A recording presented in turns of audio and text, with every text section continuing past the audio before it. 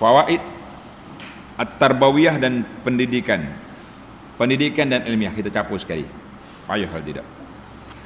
Yang pertama, tengok ayat. Ayat 106. Inna hadza lahuwal bala'ul mubin. Sesungguhnya ini arahan sembelihan ini satu bala yang cukup besar. Tulis pelajar. Bayanu hikmatillah.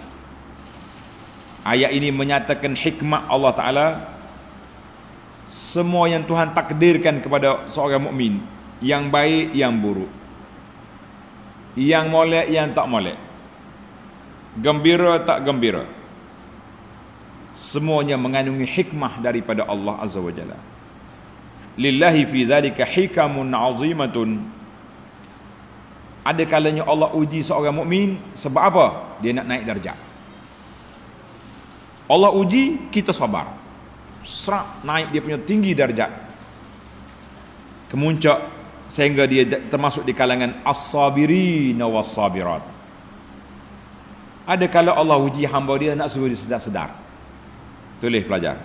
Ujian Allah Ta'ala itu, yang pertama nak naik darjat, yang kedua Allah nak sedarkan hamba dia yang lara, yang lalai, yang leka. Pak kena uji, astagfirullah, rupanya aku jauh dari Allah. Dia kembali kepada Allah. Kita kata alhamdulillah. Jadi menjadi tanggungjawab kita, peranan kita, cubalah menjadi orang yang sabar apabila diuji oleh Allah Azza wa Jalla. Kalau jadi orang tak sabar, rugilah. Bertempi melau, apa yang kita dapat? Tak dapat juga. Kalau kita sakit, kita pun bertopik kuat-kuat. Hilang ke sakit? Tak hilang. Lagi sakit ada. Maka dalam ayat ini ulama tanya dua persoalan. Hikmatut taklif. Hikmah Allah perintahkan satu-satu ujian, satu-satu arahan. Adakah bila kita lakukan benda tu barulah kita jadi orang betul-betul beriman, ataupun ialah merupakan satu ujian saja? Ujian saja. Macam ayat ni. Ibrahim tak buat pun, tak sembelih pun anak dia. Mungkin Ibrahim juga sudah dapat ilham, dapat wahyu bahawa Ismail tidak akan disembelih. Perintah Allah ini semata-mata ujian. Ibtila, Allah nak uji kita. Allah Ta'ala nak uji. Sebab tu kata di para ulama, bala tu mutaraddidatun, di antara melakukan perintah itu ataupun ujian, nak tengok kita nak buat ke tidak, kita setuju ke tidak dengan perintah Allah. Jadi kata orang mujarradul ikhtibar, mujarradul ibtila wal ikhtibar, itu pun sudah taklif. Ibrahim memang bersedia untuk sembelih anak dia. Ismail juga ready untuk menerima sembelihan, menjadi mangsa. Tapi memang Allah Ta'ala azali lagi takdir Ismail tidak disembelih. Yang kena sembelihnya wa fadainahu bizibhin azim, kibah yang kena sembelih. Maka disitulah kita nak tengok Allah Ta'ala nak uji kita, kita akur, kita patuh ke tidak. Kalau kita patuh, alhamdulillah. Baik, kita berpindah kepada faedah yang kedua. Wa fadainahu bizibhin azim. Wa fadainahu bizibhin azim. Kami ganti, tebus Ismail itu dengan sembelihan yang besar. Kata di para ulama, bayanu anna raf'az zabhi, menyatakan bahawa Allah tukar daripada sembelihan anak kepada sembelih kibas yang besar. Maka ayat ini menunjukkan kepatuhan itu yang besar. Sebab itulah sebahagian ulama mengatakan ayat ini menyatakan afdal. Tanda ni pelajar-pelajar, afdal, yang terbaik kalau kita nak korban, kita kena beli kibas yang besar. Seekor kibas lebih afdal daripada kita duduk, kalau pak kita ni seekor kambing lah, lebih afdal daripada kita share satu bahagian daripada lembu ataupun unta. Oi, lembu 700 ya ustaz, 600 je. Biri-biri kambing 1200, itu nama dia korban. Saya berkorban melih ayam, bukan korban. Nama dia pun korban, maknanya kita nak mendekatkan diri pada Allah dengan harta kita. Yang masalahnya kita bayar mahal tapi kita boleh makan. Kalau bayar mahal tak boleh makan, lain macam. Ini kita pula disunatkan makan daripada korban kita, sunat makan. Dalam hadis Nabi sallallahu alaihi wasallam yang diriwayat oleh Anas bin Malik, dhahan Nabi sallallahu alaihi wasallam bikabshaini amlahaini aqranaini. Nabi kita korban dengan 2 ekor kibas. Amlahaini yang berwarna putih campur dengan hitam. Kalau tuan-tuan nak cari afdal, cari biri-biri kambing warna putih campur dengan hitam. Bukan awal-awal lagi, kan? Lepas raya bulan Ramadan ni cari dah kambing tu. Comel. Tapi dia kata al-bayadu akthar, yang warna tumpukan putih tu lebih banyak daripada hitam. Akrana ini yang bertanduk. Kambing kibas besar, gemuk, hitam campur putih warna, bertanduk. Itu comel. Zabahahuma biyadihi, Nabi SAW sembelih dengan tangan yang mulia. Wasamma wa kabbara, dia baca bismillah dan takbir Allahu Akbar. Wa wada'a rijlahu ala sifahihima, dia letak kaki dia di atas pipi kambing itu. Tahu situ? Bismillah. Hadzal hadis rawahul Bukhari wa Muslim. Di tuan-tuan dan puan-puan, carilah yang afdal. Maaflah ustaz, saya tahu ni hantar korban ke luar negeri. Sebab apa? Murah. Saya tak larang.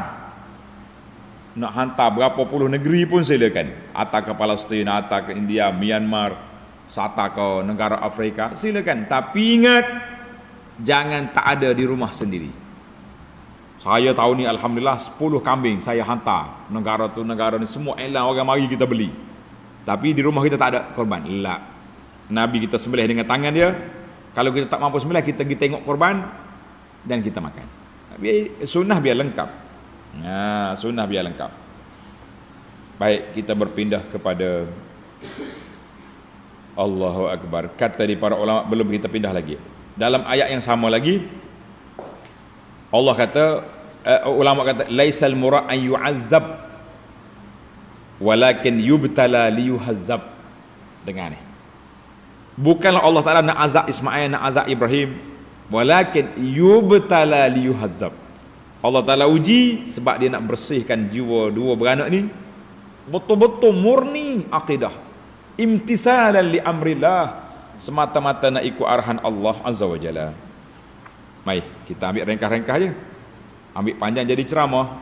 Kita pergi kepada yang ketiga, faedah yang ketiga, ayat wa min zurriyyati ma muhsinun wa zalimun li nafsihi mubin. Tengok ayat ayat 113. Wa min zurriyyatihi ma muhsinun, di antara zuriat keduanya, Ibrahim ke Ishak ke Ismail ke Ishak, ada yang muhsin, yang beriman, ada yang zalimun li nafsihi, yang zalim, yang tidak beriman, ataupun yang maksiat. Di sini ada beberapa sentuhan ulama tadabbur kepada kita. Yang pertama, tulis. Yang pertama, ayat ini dalil annal barra qad yalidul fajira. Na'udzubillah. Ada kalanya orang baik melahirkan anak yang tak baik. Maaflah. Kadang-kadang kita baik, kita duduk di masjid, kita surau, tapi anak kita pula, ya Allah, Allah Ta'ala lah jaga anak-anak. Nah, Pak Cik mana tu? Pak Haji tu, hak kena tangkap pecah tabur masjid semalam, anak dia, tengok akan berlaku benda ni. Maka ulama kata la yalhaquhu min zalika aibun wala manqasah. Jadi nak cakap bagi tahu bahawa kita ni kena hati-hati. Kita dah belajar semalam dalam Nabi Nuh, anak dia pun mati, tenggelam. bini pun tak naik bahtera. Jadi ada di antara anak-anak orang soleh tapi anak dia tak soleh. Na'udzubillah, kita minta berlindung dengan Allah. Itu satu. Yang kedua, ayat ini juga memberi peringatan bahawa la yalzamu min kasrati fadailil ab. Tidak semestinya ayah hebat, anak juga hebat. Tak semesti. Ada kalanya ayah dia hebat, anak dia biasa-biasa sangat. Ada, kita tengok ramai di kalangan tokoh-tokoh ulama, kalau sebut nama dia balagha bihil afaq, orang kenal seluruh dunia nama dia, tapi anak dia tak jadi. Seorang pun tak ada yang jadi ulama. Berlaku semikian. Yang ketiga, ayat ini juga memberi peringatan bahawa annan nasaba la athara lahu fil huda wad dalal. Keturunan tidak menjamin orang tu ikut dapat hidayah atau sesat. Tak. Sekarang ni kita bangga dengan keturunan. Ini keturunan ulama, ini keturunan Nabi, ini. Kita kata kita jangan tengok keturunan, kita tengok apa yang dia buat. Anak cucu ulama dah jadi liberal nak macam mana? Ini anak cucu tok guru ni.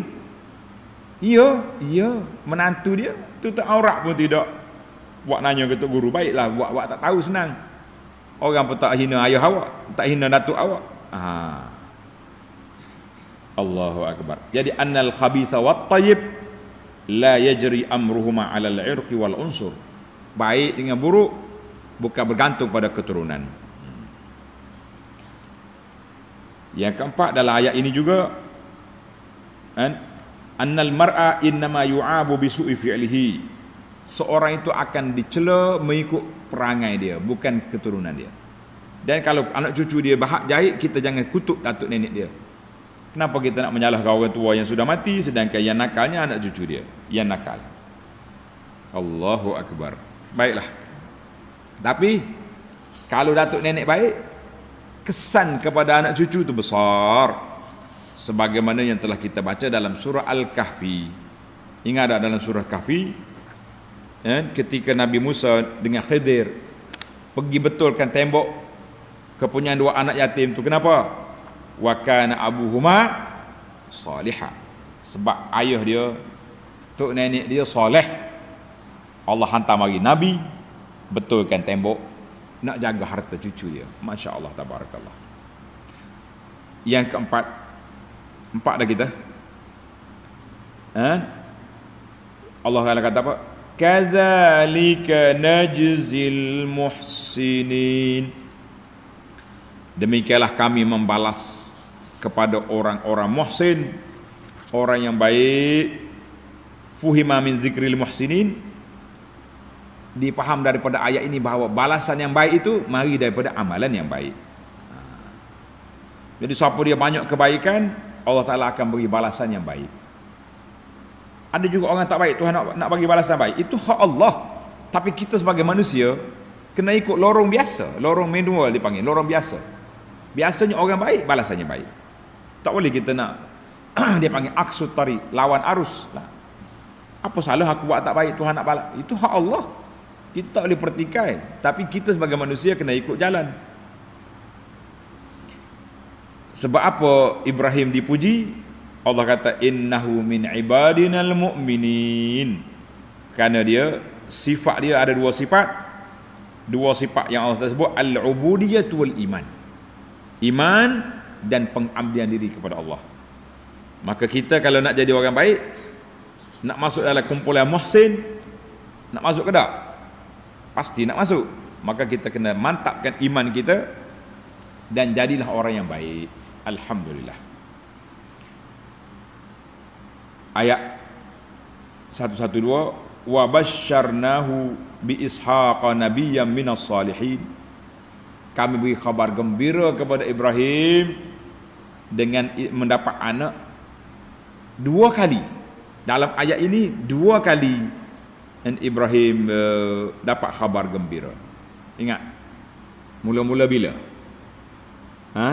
Ayat 99, bila Ibrahim isytihar nak tinggalkan negeri kafir, dia berdoa ayat 100. Ayat 111, fabasyarnahu bighulamin halim. Kami beri kepada Ibrahim khabar gembira mendapat anak yang halim, yang lemah lembut, yang tenang. Maka ayat ini sekali lagi Allah Ta'ala beri kepada Ibrahim apa dia? Wabasyarnahu bi Ishaq. Kami beri khabar gembira kepada dia, dia dapat Ishaq. Dalam surah Hud, tanda ayat 71, wa imra'atuhu qa'imatun fadhahikat. Waktu Ibrahim lalu nak pergi, malaikat nak pergi lalu ke kaum Lut, berhenti singgah rumah Ibrahim. Isteri dia keluar, bila dengar kata nak boleh anak, mau boleh anak Ibrahim, isteri dia kata, aku mandul tua, boleh anak. Fadhahikat, dia ketawa. Ketika itu malaikat kata fabasyarnaha bi Ishaq.